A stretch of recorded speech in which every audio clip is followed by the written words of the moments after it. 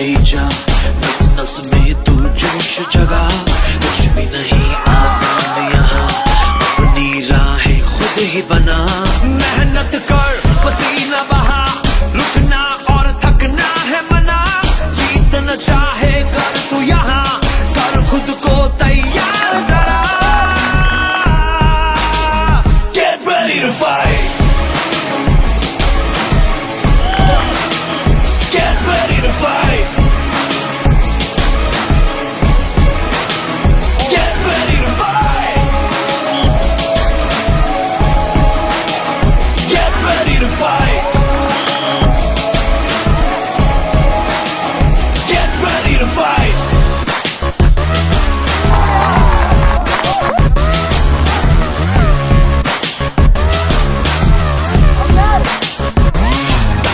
Tough है life यहाँ, उससे भी टफ तू बन के दिखा। पल पल आगे बढ़ता ही जा, खुद को मंजिल तक पहुंचा। आज के आगे कल को झुका, सोच न तू अब करके दिखा। जीतना चाहे कर तू यहाँ, कर खुद को तैयार जरा। Get ready to fight. Get ready to fight. Get ready to fight. Get ready to fight. Get ready to fight. We going in like there's nothing to lose, nothing to prove. It's all about positive attitude.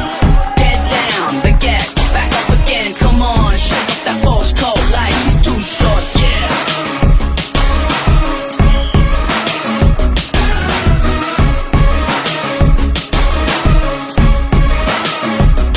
जोर लगा तू जान लगा, अपनी अलग पहचान बना। जीतना चाहे कर तू यहाँ, कर खुद को तैयार जरा।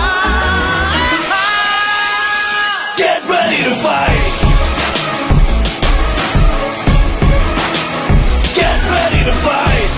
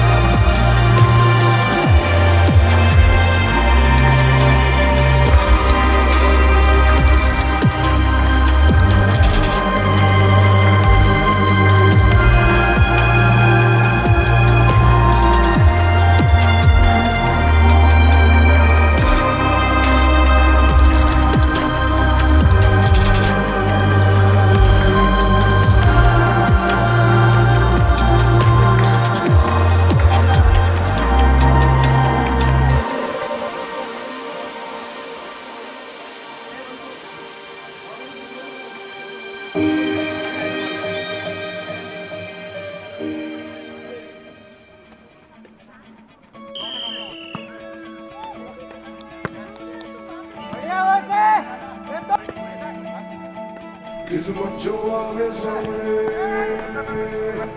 तू मोड़ दे उसका किनारे। किस्मत जो आवे सामने तू मोड़ दे उसका बंदारे।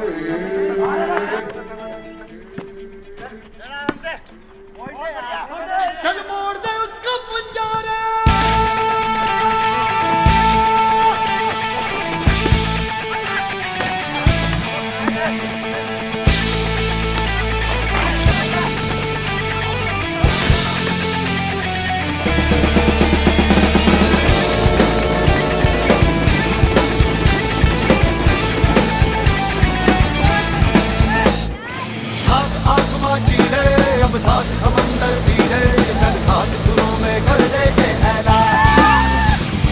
हिम्मत है तो देखो और जुर्रत है तो मानो, रे आज हथेली में रख दी है जान। खून में तेरे मिट्टी, मिट्टी में तेरा खून, खून में तेरे मिट्टी, मिट्टी में तेरा खून।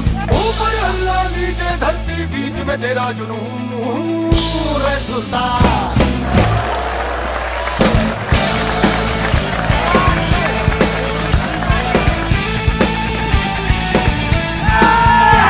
सीने में तेरे आग पानी आधी है, मेहनत की डोरी हौसलों से बांधी है।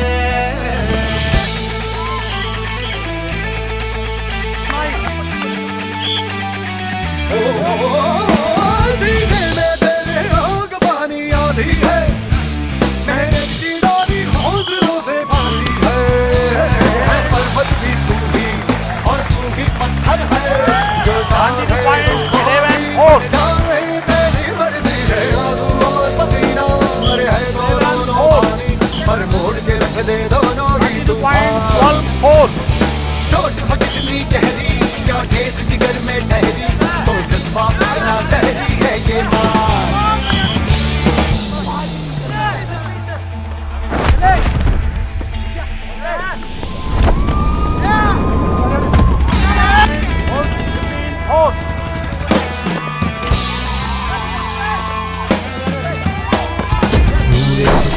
से जुनूबी तुझको पता है, तुझमें जुबा है उसको तेरा इरादा तुझसे भी ज्यादा उसको पता है, जो राता है तू इतना ले अब मान। वो दिल में है तेरे, तू उसकी नजरों में हाय, चल हद से आगे चाहा जो तूने वो पाले, चल बन जा रे सुल्तान।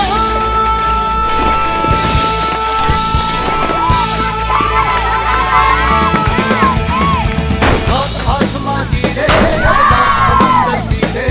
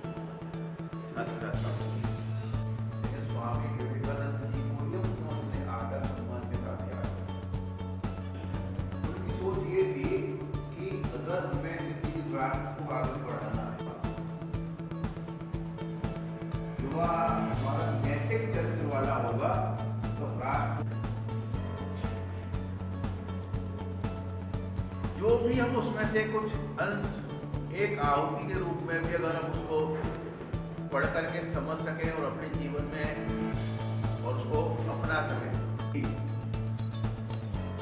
युवाओं को साथ में लेकर के चले के हम तो समग्र रूप से विकास होगा, समाज का विकास होगा, राष्ट्र का विकास होगा, हमारी विज्ञान का विकास होगा। इसी के साथ मैं आप सब लोगों को एक बार पुनः विवेकानंद जयंती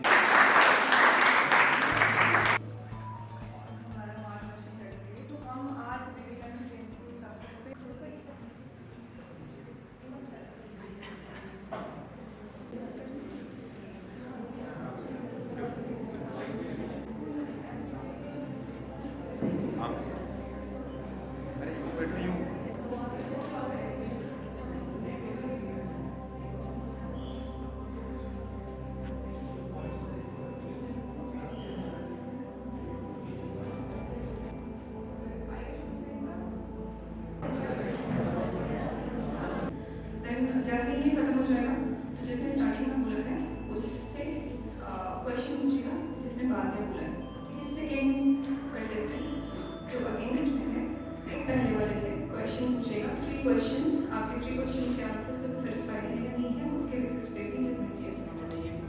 हाँ, आप फेवर में और कुलदीप अगेंस्ट में।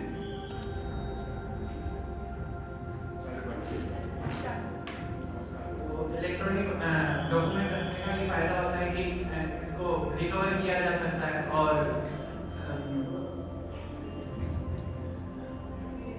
एक क्लिक के साथ में है ना सब जगह भेजा जा सकता है और इसके अंदर फॉर्मेलिटी वगैरह बहुत कम हो जाती है और समय बचता है। और पेपर डॉक्यूमेंट के अंदर क्या होता है कि बहुत सारे पेपरों का इस्तेमाल किया जाता है, जो एक बार खराब हो जाता है तो दोबारा उसे रिकवर नहीं किया जा सकता।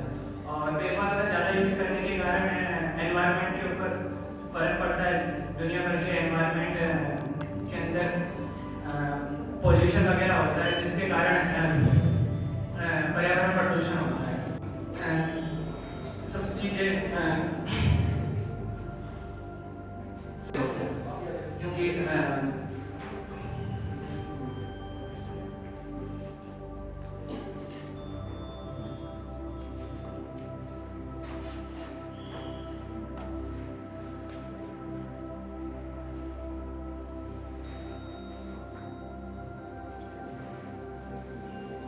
और ये प्रोसेस ही बहुत फास्ट होता है। अगर इसके अंदर एक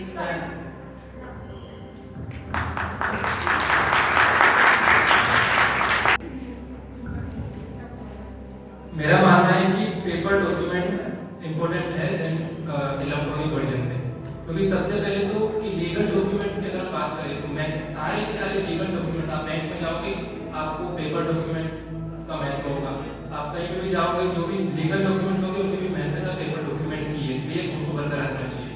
दूसरी बात प्राइवेसी की प्लस सिक्योरिटी की, जो कि डिजिटल में नहीं है। आपके पास डिजिटल के डुप्लीकेट्स हो सकते हैं जिसके अंदर कोई सिक्योरिटी नहीं है, डाटा हैक हो सकता है, सारी इंफॉर्मेशन लॉस हो सकती है, आपका लाइफ भर की जिंदगी बर्बाद हो सकती है एक सिंगल क्लिक से। इसने कहा एक सिंगल क्लिक से सारा डाटा हो सकता है, एक सिंगल क्लिक से सारा डाटा लॉस भी हो सकता है और किसी के पास भी जा सकता है। दूसरी बात करें तो डाउट ऑन डिजिटल डॉक्यूमेंटेशन, आप डिजिटल डॉक्यूमेंट पे मैक्सिमम पीपल उस पर बिलीव नहीं करेंगे, क्योंकि उस पर जो आप देखोगे स्टाम्प है वो सब चीज़ें अगर वो इम्पोर्टेंस रखते तो उनको भी डिजिटल रखा जाता है, लेकिन वो डिजिटल नहीं रखी गई है, स्टाम्प वगैरह वो सब पेपर डॉक्यूमेंट नहीं है। अभी हम सब यहाँ पर बैठे डिबेट की तैयारी सबने करी है, सबने पेपर हाथ में लिया, पेन हाथ में लिया, किसी ने भी मोबाइल से नहीं, यहाँ पर क्लिक नहीं है, वो भी क्लिक है तो ये भी क्लिक है, आप तुरंत क्या करोगे पेपर डॉक्यूमेंट। दूसरी बात करते हैं, क्या ये सबको अवेलेबल है? अगर हम पेपर पेन की बात करें तो उसमें सब जो स्किल चाहिए, अगर इलेक्ट्रॉनिक की बात करें स्किल नहीं है उसके पास, कुछ नहीं है, बस ये है पढ़ा लिखा नहीं है तो वो तो दोनों के लिए हट गया, बस पढ़े लिखे में से भी ये साइड में हो गया, तो सबके लिए अवेलेबल नहीं है। दूसरी बात करें जो बुक्स को पढ़ने के, डॉक्यूमेंट्स को पढ़ने में जो अलग चीज होती है उसकी बात ही अलग है। आप किताबें भी डायरेक्ट डिजिटली पढ़ोगे उसका अलग महत्व है और आप हाथ से पढ़ोगे उसका अलग महत्व है। हैंड राइटिंग की बात करें तो हैंड राइटिंग इसमें इंपॉर्टेंट महत्व रखती है, आइडेंटिफिकेशन, पॉइंट ऑफ आइडेंटिफिकेशन है हैंड राइटिंग। दूसरी बात करें तो इन्होंने कहा स्टोरेज की दिक्कत है, वेस्ट की दिक्कत है, एनवायरनमेंट को हार्म है। तो हम आपको बता दें कि डिजिटल वेस्ट सबसे ज्यादा हार्मफुल है। $60 बिलियन वर्थ का हमारे पास वेस्ट है। प्लस वो वेस्ट भी किसका है? गोल्ड का, पैलेडियम का, सिल्वर का और कॉपर का, जिसका बहुत ज्यादा एनवायरनमेंट को हार्म है।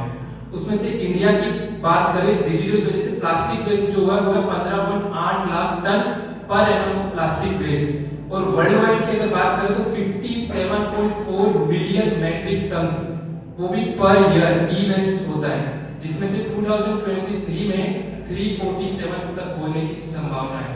तो इसलिए मेरा मानना है कि डॉक्यूमेंट्स का ज्यादा महत्व। और बात करें उनको संभाला नहीं जा सकता, तो आप हरिद्वार में जाते हो तो वहां पे अपनी पूरी पीढ़ियों की पूरी उनके पास लिस्ट होती है, वो सब पेपर डॉक्यूमेंट है। तो इतना वाइड रेंज में उन्होंने कलेक्ट कर रखा था। तो ऐसा तो है नहीं कि पॉसिबल नहीं है इतनी वाइड रेंज में डाटा को इकट्ठा करके रखना। और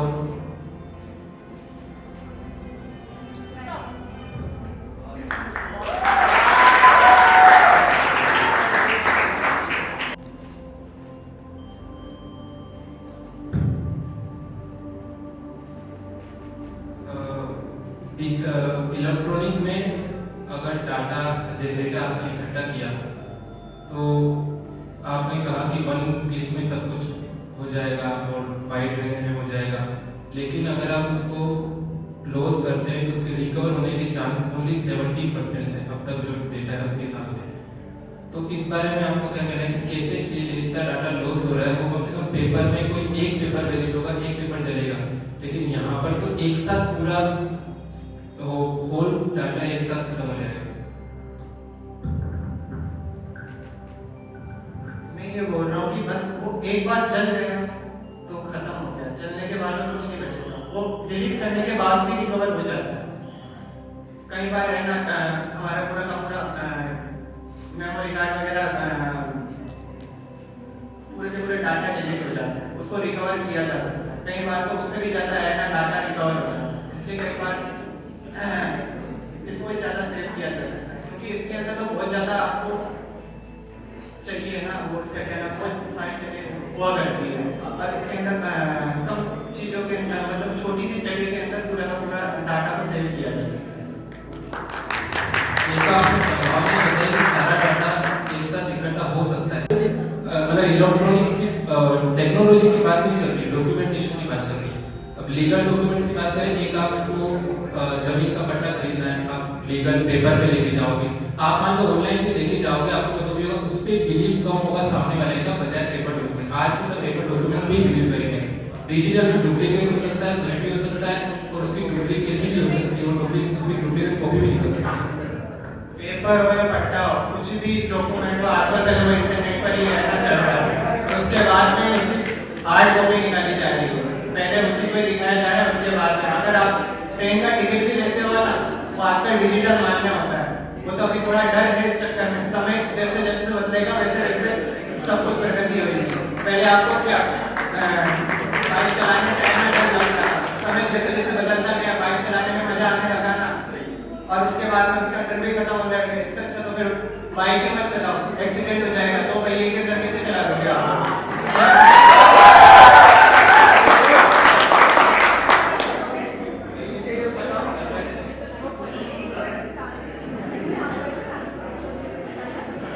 ऐसा हो नहीं सकता। वापस आने के चांसेस है प्लस। और दूसरी बात, आपने चलो स्टोरेज हुआ, वेस्ट हुआ, जो भी हुआ, अब सेम को आप तो दूसरा रेडिएशंस का ज़्यादा इफेक्ट से वेस्ट हो रहे जिनका नेगेटिव है।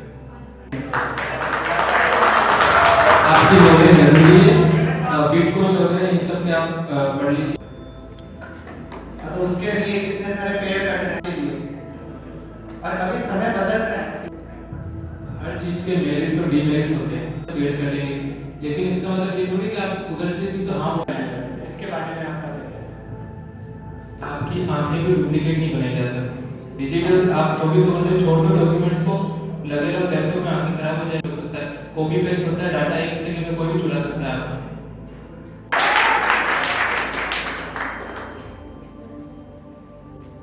किसी भी जीवन को जीने के लिए सबसे इम्पोर्टेंट है स्वास्थ्य की कामना करना। हर कोई व्यक्ति स्वास्थ्य की कामना करता है, इसके लिए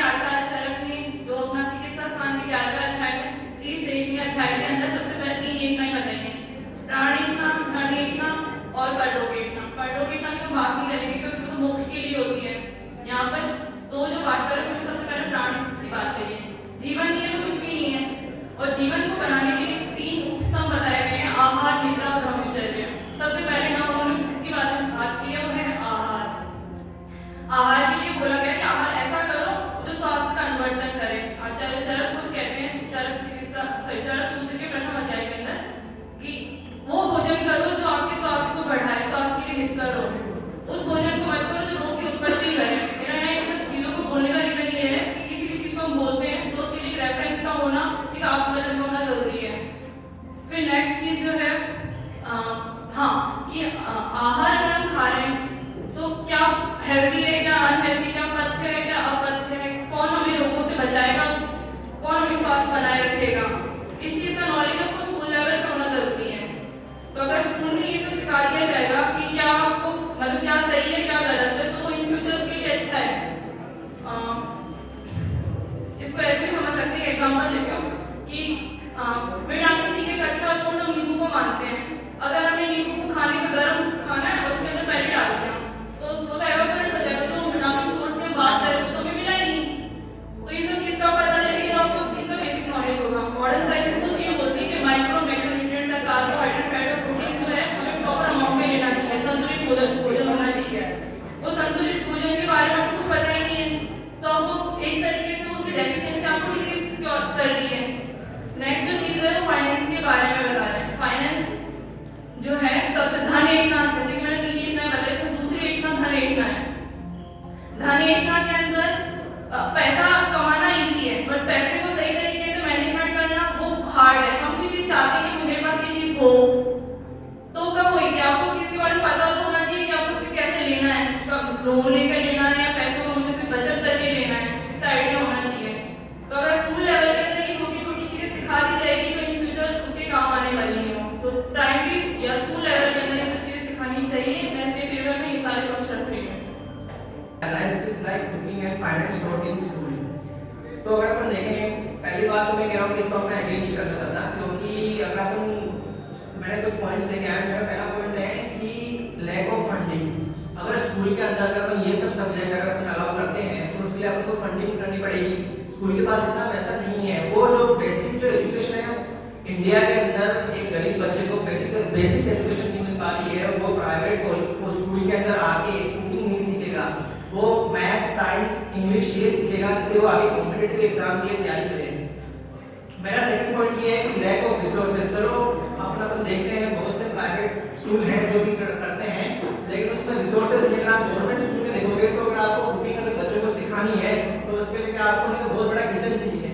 चलो किचन आपके पास बड़ा कहाँ से लगेगा? गवर्नमेंट ने क्या स्कूल के अंदर अगर अपन देखें तो बेसिक टॉयलेट की फैसिलिटी नहीं है स्कूल, तो गवर्नमेंट क्यों फंडिंग देगी स्कूल को कि हम आपके लिए किचन बनाएं जिसके अंदर बच्चे कुकिंग सीखें? कुकिंग क्यों सीखनी बच्चों को, जो कि वो बाहर अपने पेरेंट्स से सीख सकते हैं।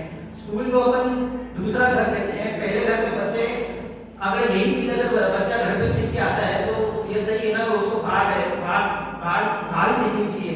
और मेरा अगला पॉइंट ये है कि अगर बच्चा ये सब स्कूल के अंदर सीखता है तो ये सब सब्जेक्ट को अपने जो मेन सब्जेक्ट पर पढ़ाई करेगा, जैसे कि फिजिक्स, साइंस है, साइंस के अंदर भी डिवीजन है, फिजिक्स है, केमिस्ट्री है, बायो है। एक सब्जेक्ट के अंदर 3 डिवीजन है। ऐसे आर्ट्स है, आर्ट्स के अंदर कितने डिवीजन है? बहुत से बच्चों को तो इंटरेस्ट भी नहीं है कुकिंग के अंदर। अगर किसी को कुकिंग करनी है तो 12th के बाद आर्ट्स ले और कुकिंग शो में जाए, कुकिंग की जो भी क्लासेस है वो ले, उसके लिए अलग से देने का स्कूल लेवल पे उसको लेके करवाने की आवश्यकता है। मेरा ये है। और फाइनेंस के अंदर भी अगर हम बात करें तो फाइनेंस एक पूरा एक अलग से टॉपिक है। फाइनेंस को सीखने के लिए अगर बच्चे को अगर हम स्कूल में फाइनेंस सिखा रहे हैं तो फिर अपन उसका एग्जाम भी देंगे। अब बच्चा फिजिक्स भी पढ़ रहा है, मैथ्स भी पढ़ रहा है, साइंस भी पढ़ रहा है, एनवायरमेंटल साइंस भी पढ़ रहा है 10th तक, और C++ भी पढ़ रहा है, तो ऊपर से भी ये फाइनेंस भी पढ़े, फिर उसके एग्जाम भी दे। तो ये बच्चे के मेरे हिसाब से बर्डन है। अगर आप बच्चे को देखोगे तो ये बच्चे को कर रहे हैं, वो अलग से बाद में जाकर 12th के बाद ये सब कर सकता है। मेरे ये पॉइंट्स हैं। Thank you. कंक्लूजन ये है कि बच्चा ये सब कोर एक्टिविटीज बाहर ही करे। प्राइवेट स्कूल के जो फीसेस है वो 17 to 25% बढ़ गई है। अगर इसमें आपको घर पे पॉकेट मनी मिलती है? उसको पता है ना कि मैं मेरे पास 100 रुपीज है तो मुझे कहाँ स्पेंड करना है। अगर मान लो मैं 90 या 50 रुपीज यहाँ शॉप पे कर रहा हूँ स्पेंड, तो मेरे पास 50 मैथ्स तो एक जरिया हो गया, वो मैथ्स थी, समझ लो कि मुझे ये चीज़ खरीदनी है, ये चाहिए, तो इसमें 100 दूंगा लगा है, मुझे अदर चीज़ भी खरीदनी है ही नहीं। तो मैं वही कह रही हूँ कि फाइनेंस एक सब्जेक्ट बनाओ ताकि वो अच्छे पेरेंट्स से तो मांग सकते हैं ना कि मम्मी पापा मुझे कुछ चाहिए, तो पेरेंट्स ऐसा करेंगे। ठीक है, उदयपुर से हाँ आती हूँ डेडिकेट, तुम ये वर्ड्स में मत जाओ, जो मैं कह रही हूँ उस पर जाओ। स्कूल में जैसे बार्गेनिंग है वो अगर आप पेरेंट्स हैं उसको सिखा देते हैं स्कूल के अंदर ही, इसके लिए अलग से टॉपिक स्कूल में क्यों लाना? वो मैं बोल रहा हूँ तुमने कितना सीखा नहीं सीखा, फिर तो बच्चे के बड़े नहीं, 10th क्लास के बच्चे को आप देखो उसके पास मान लो 10 सब्जेक्ट हैं। मैं ये नहीं बोल रही उसके एग्जाम अलग से हो, हम जो पढ़ते हैं सारे सब्जेक्ट्स की एग्जाम कंडक्ट होना जरूरी नहीं होता, वो उस चीज़ को समझ रहा है उसको यूज कर पाएगा, जरूरी नहीं उसकी एग्जाम लो उसको समझे, जिसको इजी पड़ेगा। तो ड्राइंग का एग्जाम भी तो होता है ना, ड्राइंग के अंदर बच्चे आगे जाते हैं। फाइनेंस सेकंड क्वेश्चन ये है कि चलो आप स्कूल के अंदर कुकिंग और ये सब लेके आ रहे हो, तो टीचर्स कहाँ पे हैं? आप कौन से क्वेश्चन में मेरा ये है कि अगर आप स्कूल के अंदर टीचर ये लेके आ रहे हो, क्या कहते हैं ये लाइफ स्किल्स लेके आ रहे हो, तो उसके लिए आपको टीचर्स भी लाने पड़ेंगे और टीचर्स की आपको अलग से फंडिंग भी देनी पड़ेगी, तो ये तो स्कूल के ऊपर गलत है। वापस फंडिंग का ही क्वेश्चन, फंडिंग वाले क्वेश्चन मैंने इसके लिए स्टार्टिंग में बोला था कि जैसे विटामिन सी का एग्जांपल दिया था कि विटामिन सी को अगर हम पहले डाल देंगे, नींबू को मान लो पहले डाल रहे हो, वो एवोपोरेट होकर पहले चला गया, हम सोर्स के लिए उसको कर रहे थे, बाद में हम जब उसको यूज कर रहे हैं तो वो तो उस चीज़ में है ही नहीं, विटामिन सी का जो सोर्स हम देख रहे थे। तो मैं इस तरीके से तो साइंस के थ्रू ही हमने समझा दिया, ऐसे छोटी छोटी जरूरी नहीं है वहाँ पे गैस सिलेंडर ला के रखा जाए और सब सिखाया जाए, जनरल चलो कर दिया ये भी कर दिया। अब मैं अभी का लेवल का अभी दिखा रही हूँ, अभी हम आयुर्वेद के अंदर रसा से पढ़ते हैं मेडिसिन प्रिपरेशन के लिए, उसके अंदर हम डालते हैं प्रक्षेप द्रव्य जो भी डालते हैं उसके लिए भी सिखाया जाता है ना कि आपको ये चीज़ कब डालनी है, कब नहीं डालनी है, कितनी मात्रा में डालनी है, ये आप घर के लेवल पे भी सीख सकते हो, तो वो स्कूल में भी सीखा जा सकता है। घर पे भी मम्मी हमें जनरल बेसिक नॉलेज में बता देती कि कैसे क्या चीज़ें करनी होती हैं, तो ये टीचर बताया जाता है, इसके लिए बहुत ज़्यादा मात्रा में रिसोर्सेज की जरूरत नहीं होती है, एक कम अमाउंट के अंदर भी पॉसिबल हो सकता है, लो लेवल पर स्टार्ट किया जाए तो। पहले तो वो जैसे हमको जो टीचर्स पढ़ा रहे हैं वो वेल क्वालिफाइड है, वो प्रोफेसर्स हैं, उनको पता है। अगर आप स्कूल लेवल पे लेके आ रहे हो तो उसको भी जो टीचर आ रहा है वो भी वेल क्वालिफाइड होना चाहिए ना। और आप नहीं तुम्हारी बात से मैं एग्री कर रही हूँ, बट मैं कह रही हूँ कि ये सब चीज़ें जो है ना वो जनरल है, रोटी का बड़ा मकान में रोटी बोल रहे हैं, तो रोटी के लिए गैस सिलेंडर ईजी है, ये हमारी बेसिक नीड्स थी, तो उस बेसिक नीड को ही हम उठा के लेके आ रहे हैं वहाँ पर तो स्कूल लेवल पे। तो स्कूल लेवल पे लाने का जरूरत है वो स्कूल लेवल कि जब बच्चा 10th तक ये सब क्यों कर रहा है, उसको तो उसको चाहिए कि वो जो उसके जो कोर सब्जेक्ट हैं इंग्लिश मैथ साइंस वो पढ़े और जो नीट और जेईई से कॉम्पिटिटिव एग्जाम है वो क्लियर करे। नीट और जेईई एग्जाम के अंदर एक पेपर लगता है बुकिंग के क्वेश्चन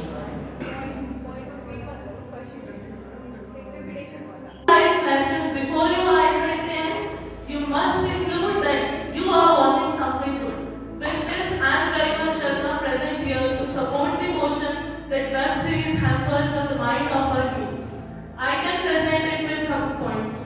सबसे पहले तो वेब सीरीज देखना इस मेरे ओपिनियन में कंप्लीट वेस्टेज ऑफ टाइम है। आप एक वेब सीरीज देखने के लिए एटलीस्ट 2.5 से 3 घंटे वहाँ पर अपने इन्वॉल्व करोगे।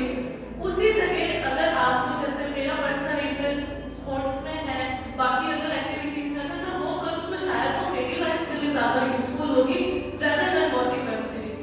क्योंकि वेब सीरीज के जो कंटेंट्स हैं वो इतना कोई भी वेब सीरीज कंटेंट शो नहीं करती है कि वो आपकी लाइफ के लिए, आपकी पर्सनैलिटी बिल्डिंग के लिए बहुत ज़्यादा इंपॉर्टेंट हो। वेब सीरीज की जो इंफॉर्मेशन होती है वो लाइफ को स्पॉइल करने से ज़्यादा, मतलब शायद 2% कुछ वेब सीरीज होती होंगी जो आपको थोड़ा बहुत कुछ सिखाती हैं, वो भी उसका पूरा कंटेंट ऐसा नहीं होता है जो आपको कुछ सिखा सके।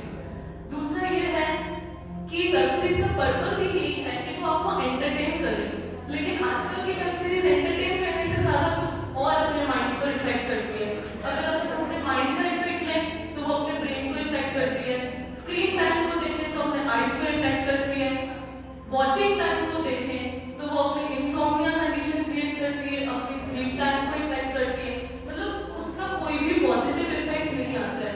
और जनरली अगर किसी चीज़ को हम फैक्ट्स के थ्रू प्रूव करें कि नॉर्मली वो तो पर्सन पर डिपेंड करता है वो क्या करता है, लेकिन अगर फैक्ट्स को देखें तो इंडिया के अंदर इंडिया की रैंक है 13th पोजीशन, उसके 33% व्यूअर्स अपना टाइम वेब सीरीज और ऑनलाइन कंटेंट को देखने में वेस्ट करते हैं, ताकि अपनी लाइफ को अच्छा बनाना है। अगर हम देखें तो इंडिया की जो पॉपुलेशन है उसके अंदर टाइम है वेब सीरीज या ऑनलाइन कंटेंट देखने का मोर देन 9 आवर्स, और अगर हम इसी को ग्लोबल ट्रेंड से कंपेयर करें तो वो एवरेज 5 to 6 आवर्स है। अगर हम यही अपना टाइम ग्लोबली वेस्ट कर रहे हैं, फिर हम बात करते हैं कि इंडिया का यूथ प्रोग्रेस नहीं कर पा रहा, इंडिया के पास पैसा नहीं है, इंडिया के पास ये नहीं है वो नहीं है, जो भी हमारा यूजफुल टाइम है उसको हम वेब सीरीज के अंदर वेस्ट करते हैं। दूसरा वेब सीरीज का मोस्ट इम्पॉर्टेंट ड्रॉबैक है कि जो आजकल के बच्चे हैं वो वेब सीरीज के जो कैरेक्टर्स और उनका बिहेवियर पैटर्न है उसको अडॉप्ट करते हैं। वो जो एग्रेशन वेब सीरीज के अंदर दिखाया जाता है उस एग्रेशन को मतलब वो अपने अंदर ला रहे हैं। एक सिंपल सी चीज होती है, अगर आपको कोई चीज टीवी के थ्रू दिखाई जाएगी या आप कोई स्पोर्ट्स अपनी आंखों से वहां खड़े होकर देखते हैं और एक मैं आप लोगों को वर्बली बताऊंगी ऐसे खेला जाता है, ये वैसे खेला जाता है, ऑब्वियस है कि विजुअल कंटेंट आपको ज्यादा इफेक्ट करता है। तो वो जो वायलेंस है, वो जो अग्रेशन है, वो जो गलत कंटेंट वेब सीरीज के अंदर शो हो रहा है वो आपको ज्यादा इफेक्ट करता है। वेब सीरीज का एक और पॉइंट है कि वो होती पर thank you.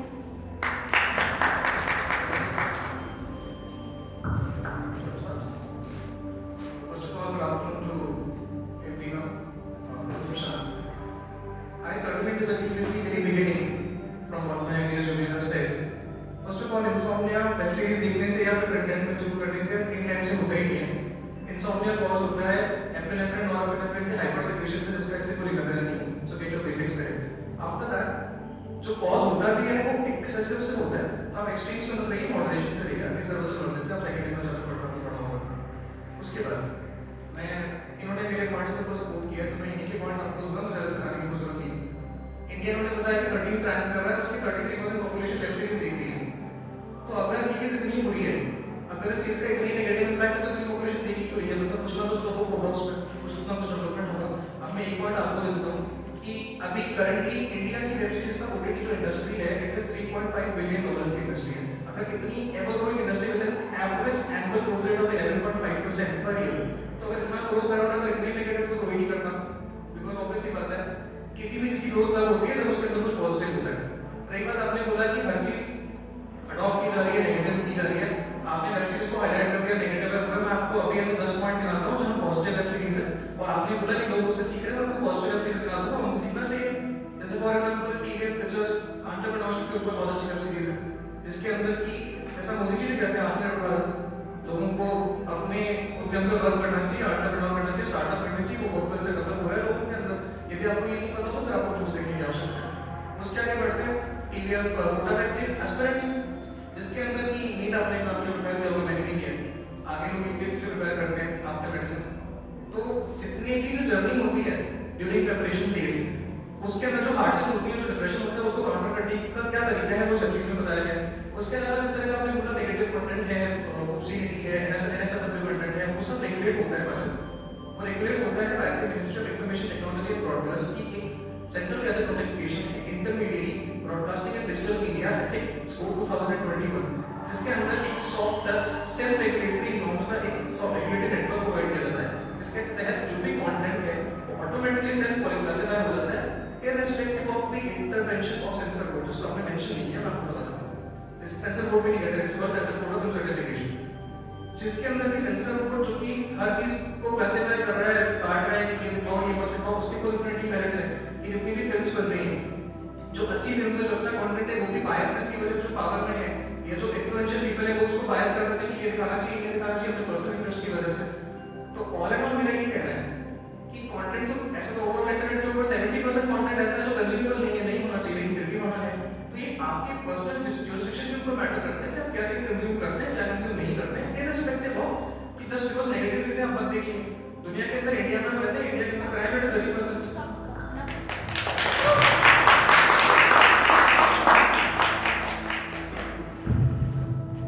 Let's start from the basics. हम जूनियर को अपने दिल बढ़ने देते हैं। टॉपिक था कि web series hampers the state of mind. I don't agree with the term web series. ये कोई term ही नहीं है, वो misleading term है। Web series का क्या मतलब हुआ? Series is on internet. The term is OTT. तो सबसे पहले मेरा सवाल आपसे ये है कि आपने अच्छा अपना होमवर्क किया होगा, because later time लगा प्रिपेयर करने के लिए। आप मुझे बताइए OTT का मतलब क्या होता है? जो बेसिक कंटेंट आपको ऑनलाइन के थ्रू शो किया जाता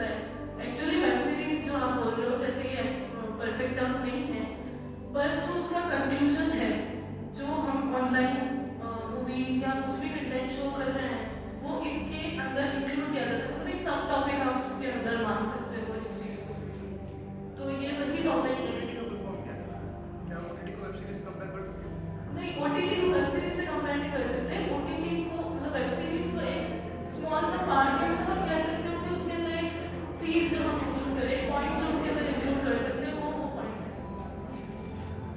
I think the point itself justifies कि बहुत के अंदर बैठे बहुत काम करने की जरूरत है। OTT is called over the top network, जिसके अंदर सारी स्ट्रीमिंग सर्विसेज होती हैं। वेब सीरीज को डाउन होता ही नहीं, जो भी कंटेंट है उस पर देख लो। मैंने 2.5 से 3 मिनट का टाइम बताया उन्होंने। एवरेज जो टाइम होता है किसी वेब सीरीज के एपिसोड का वो 23 मिनट्स टू 44 मिनट्स का होता है। और वो आप कहीं और भी कंज्यूम करोगे अगर इतनी बड़ी चीजें हैं तो फिर तो मैं आपको 1000 चीजें और निकाल के बता सकता हूँ नेगेटिव। आप वो कंज्यूम क्यों कर रहे हो, फिर वो तो कंज्यूम हो ही नहीं। ठीक है, सेकंड पॉइंट मेरा आपसे ये है कि इतनी बुरी इंडस्ट्री है, इतना ही नेगेटिव कंटेंट है, इतना ही not suitable for work content अगर पब्लिश हो रहा है, बच्चों का स्क्रीन टाइम इफेक्ट हो रहा है, आपने तो इंसोम्निया भी करवा दिया।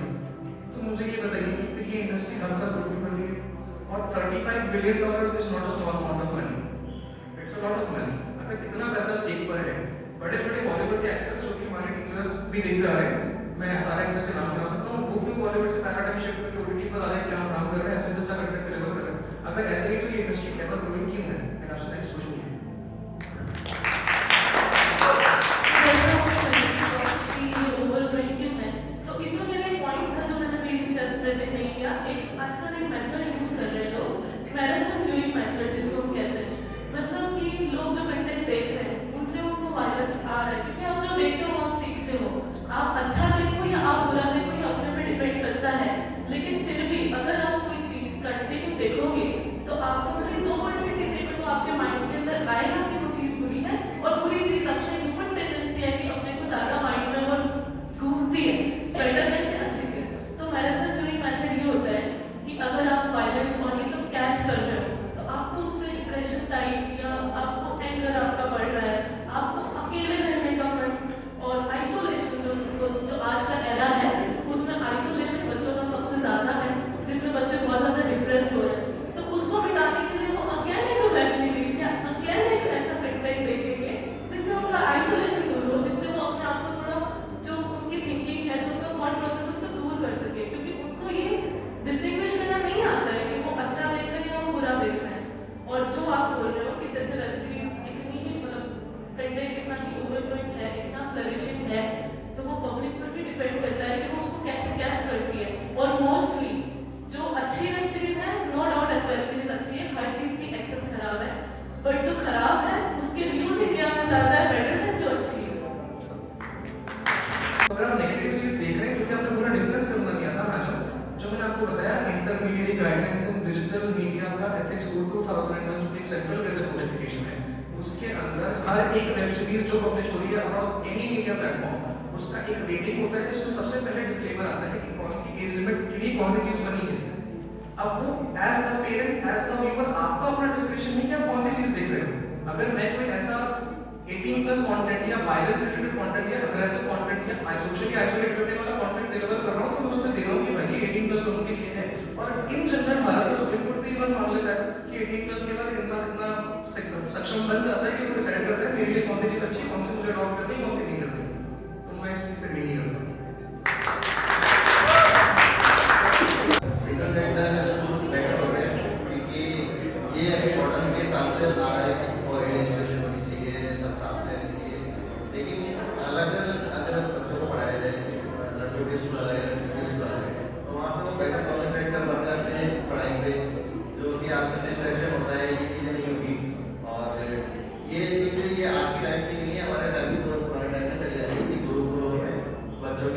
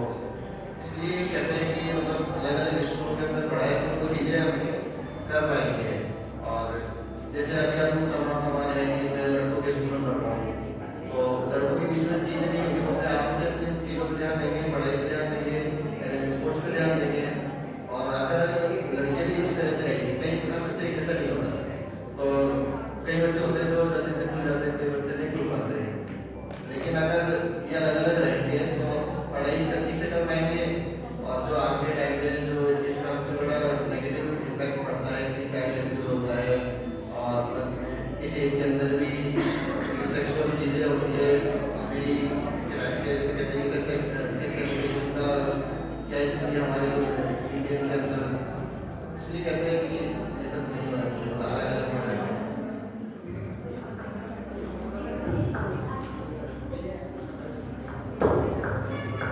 धन्यवाद आयुष, आपने बहुत अच्छा बताया कि गर्ल्स एंड बॉयज को अलग पढ़ना चाहिए, किंतु मैं इसके पेपर में नहीं हूँ गर्ल्स और बॉयज को अलग अलग क्यों पढ़ना चाहिए, ये कोई बात, मतलब सबसे पहला क्वेश्चन ये है कि सबसे तुमको अलग अलग क्यों पढ़ना चाहिए।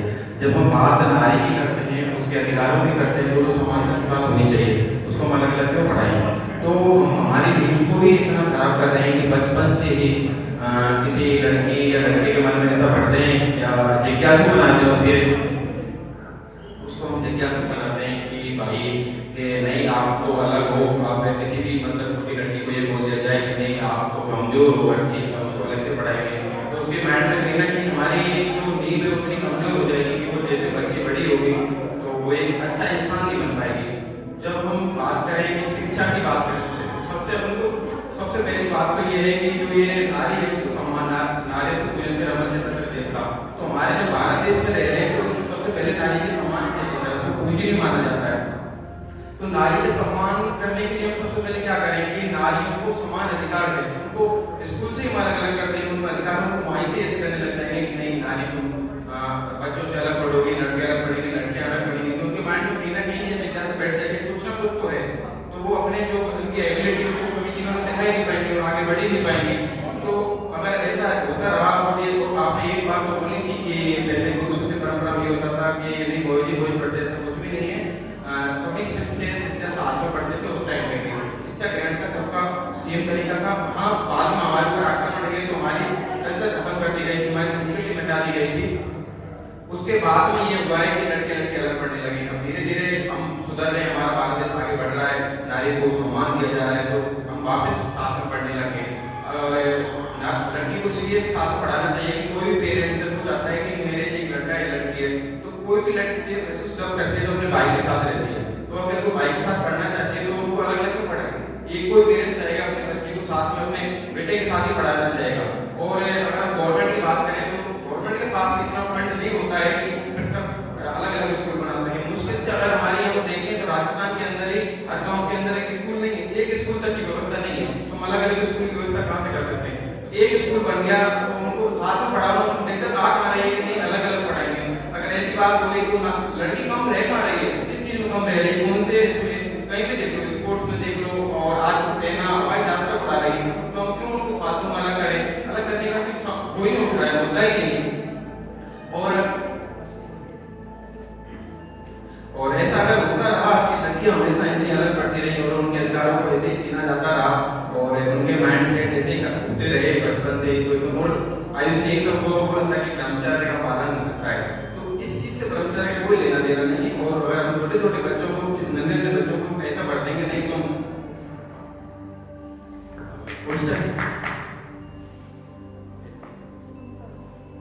मेरा फर्स्ट क्वेश्चन ये है कि आप ये मानते हो कि मतलब जो नारी है उसको सम्मान मिलना चाहिए और को समान ये मतलब इस समानता का अधिकार होना चाहिए, इसकी बात है, ये सामाजिक रूढ़ि है कि नहीं, ये रूढ़िवादिता है कि नहीं।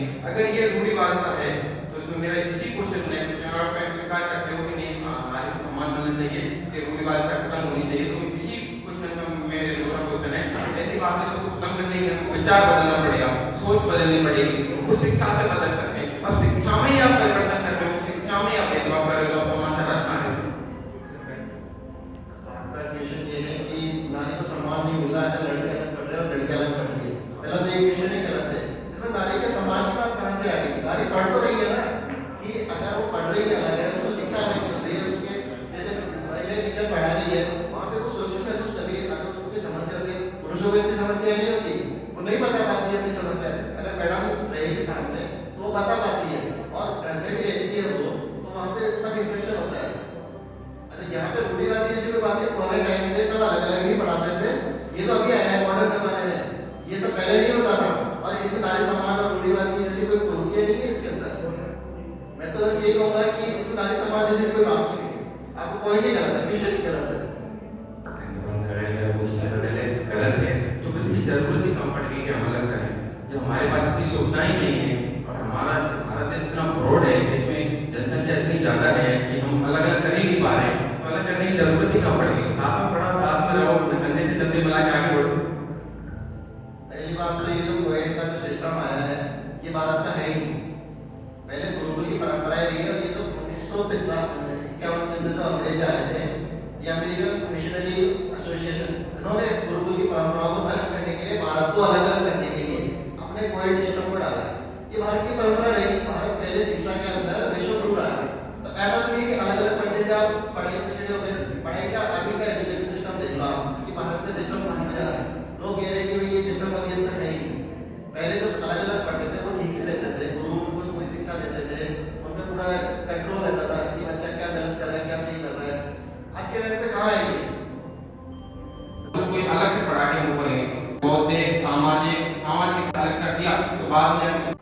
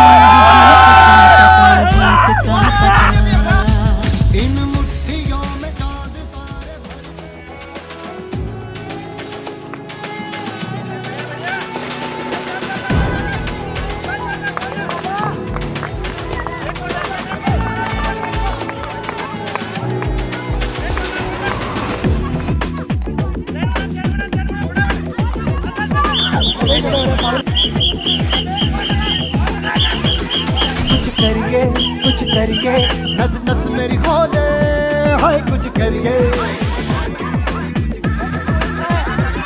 कुछ करिए, बस बस बड़ा बोले, अब कुछ करिए। ओ कोई तो चल सिद्ध फड़िए, तू बेतरिए या मरिए, हाय कोई तो चल सिद्ध फड़िए, तू बेतरिए या मरिए। चक दे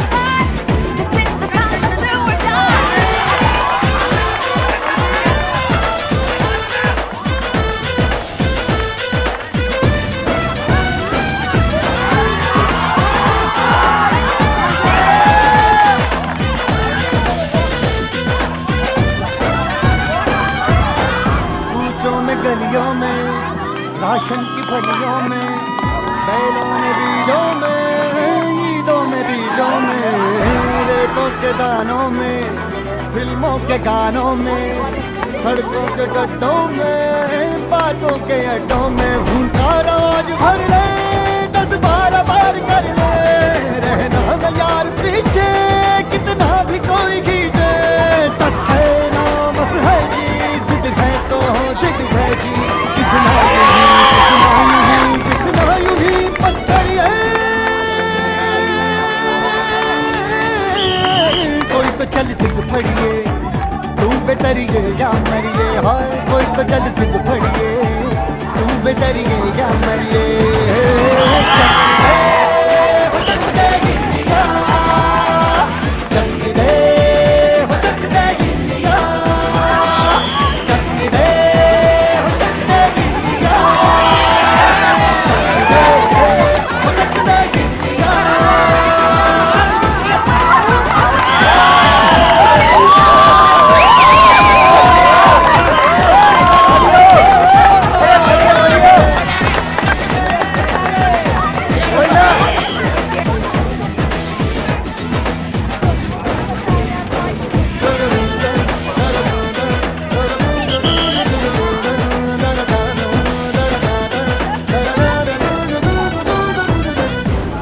पतंगों में, भिड़ती उमंगों में, खेलों के मेलों में, पल खाती रेलों में, गन्नों के मीठे में, खतर में छींटे में, ढूंढो तो मिल जाओगे, कप्ता बोहिंदों में, रंग है समाज बिखरे और खुल के आज बिखरे, मन जाए ऐसी होती, रग रग मचल के बोली, बस है मसली, जिद है तो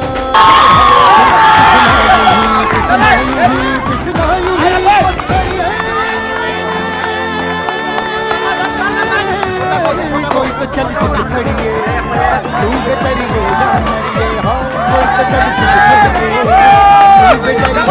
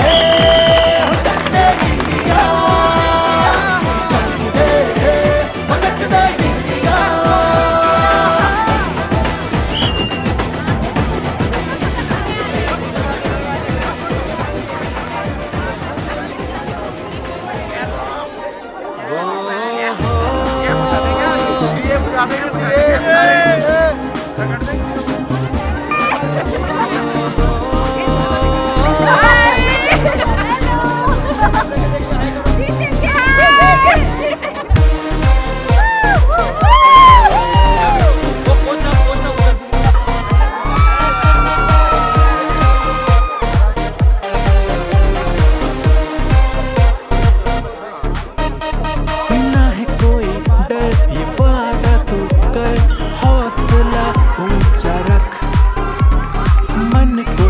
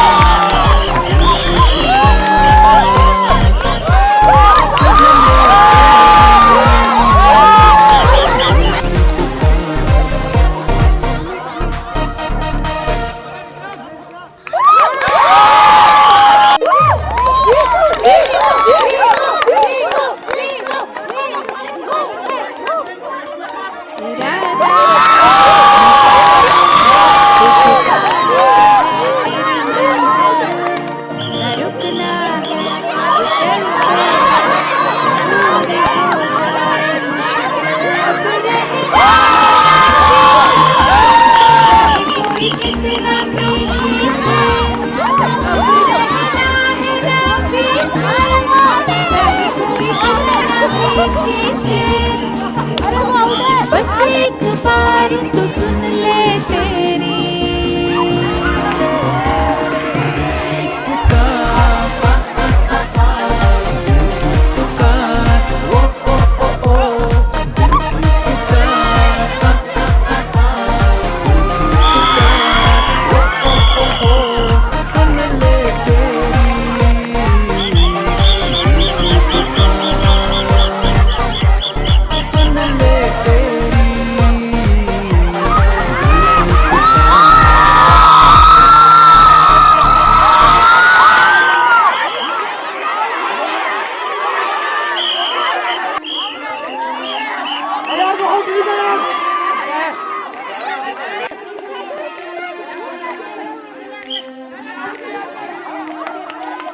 डरना तो अंधेरों से क्योंकि रोशनी है तुझमें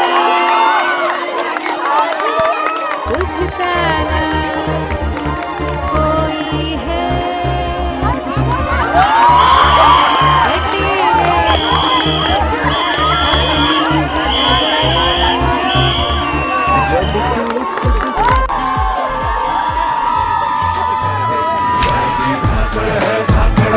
ऐसी धाकड़ है, ऐसी धाकड़ है, धाकड़ है, ऐसी धाकड़ है, ऐसी धाकड़ है, धाकड़ है, ऐसी धाकड़ है, ऐसी धाकड़ है, धाकड़ है, ऐसी धाकड़ है, ऐसी धाकड़ है, धाकड़ है, ऐसी धाकड़ है, ऐसी धाकड़ है, धाकड़ है, ऐसी धाकड़ है।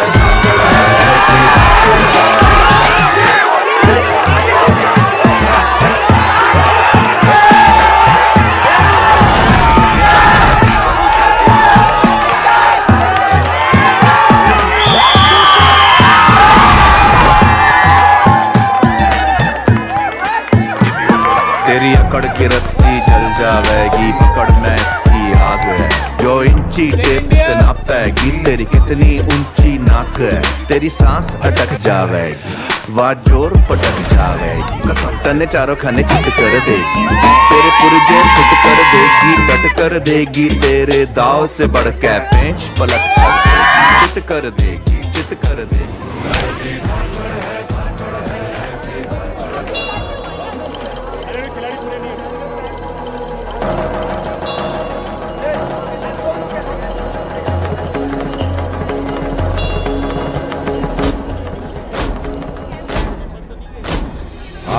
है प्रचंड बोल मस्तकों के झुंड आज जंग की घड़ी की तुम गुहार दो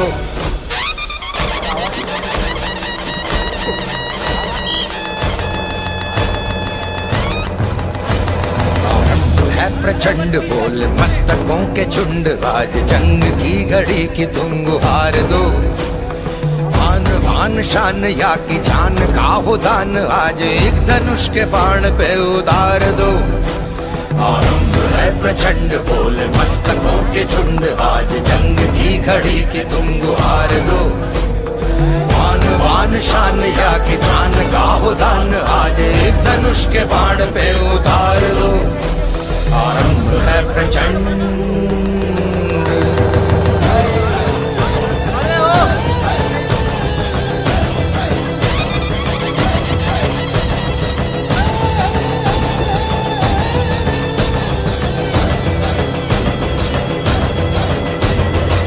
करे सो प्राण दे जो मन करे सो प्राण ले वही तो एक सर्वशक्तिमान है मन करे सो प्राण दे जो मन करे सो प्राण ले वही तो एक सर्वशक्तिमान है विश्व की पुकार है ये भागवत का सार है कि युद्ध ही तो वीर का प्रमाण है कौरवों की भीड़ हो या पांडवों का नीड़ हो जो लड़ सका है वो ही तो महान है जीत की हवस नहीं किसी पे कोई वश नहीं क्या जिंदगी है ठोकरों पे मार दो मौत अंत है नहीं तो मौत से भी क्यों डरे ये जाके आसमान में दहाड़ दो आरंभ है प्रचंड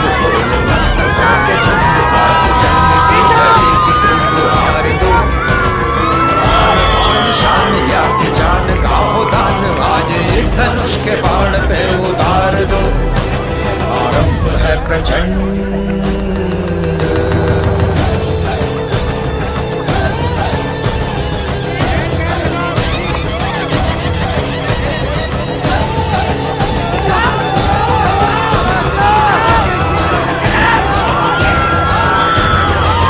दया का भाव या कि शौर्य का चुनाव या कि हार का वो भाव तुम ये सोच लो।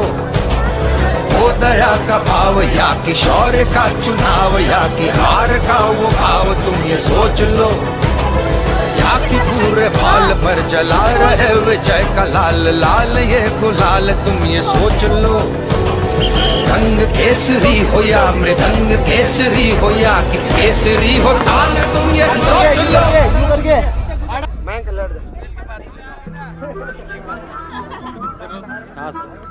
जिस कवि की कल्पना में जिंदगी हो प्रेम गीत उस कवि को आज तुम नकार दो। भीगती मसों में आज फूलती रगों में आज आग की लपट का तुम बखार दो।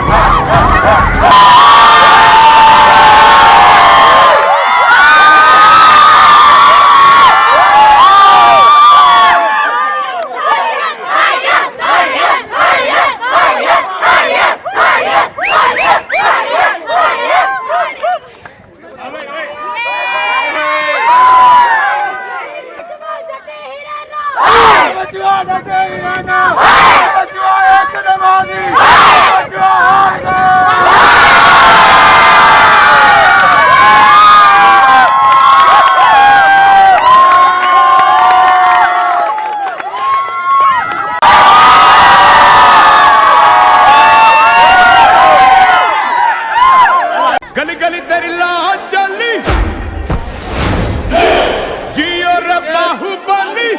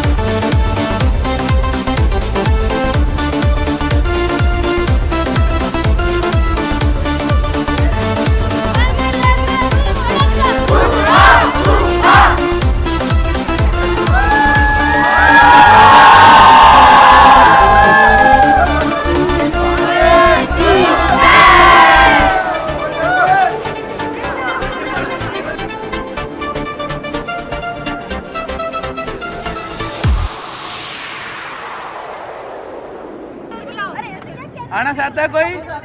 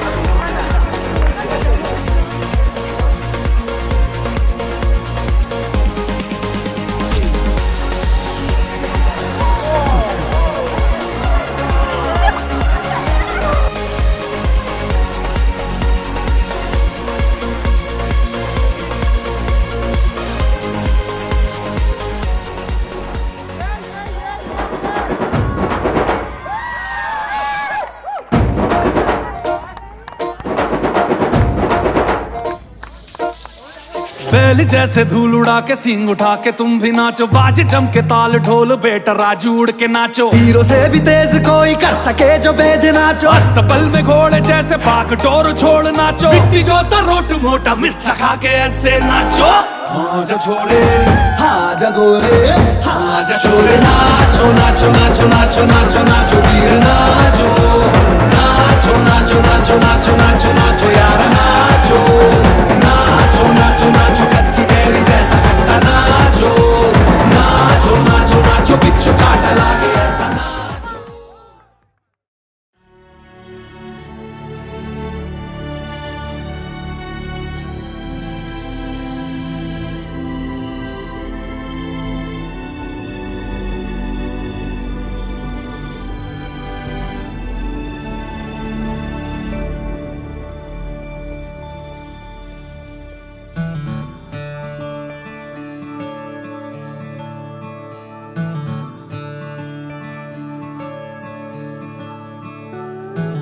धूप छाव के मौसम सारे किसके बस में रहे हैं प्यारे। मान रखा है तूने सफर का, फिर क्यों तेरा सर झुकता रे। जब खून पसीना एक किया, जब बासा अपना फेंक दिया, फिर सोने चांदी पीतल से क्या लेना देना रे। क्या खेला रे शाबाश, दिल जीता रे शाबाश, क्या खेला रे शाबाश, दिल जीता रे शाबाश।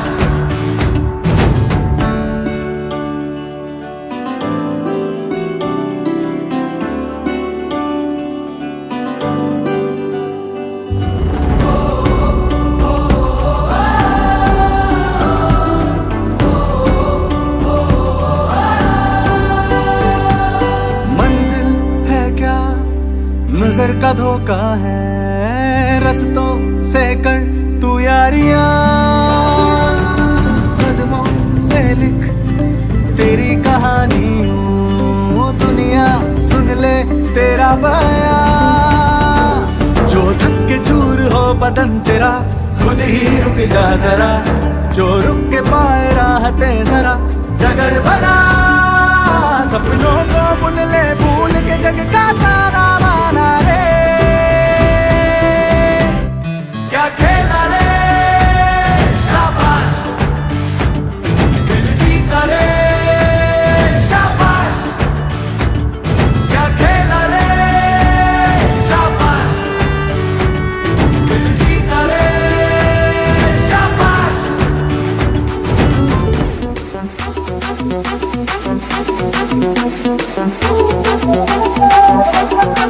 Ooh.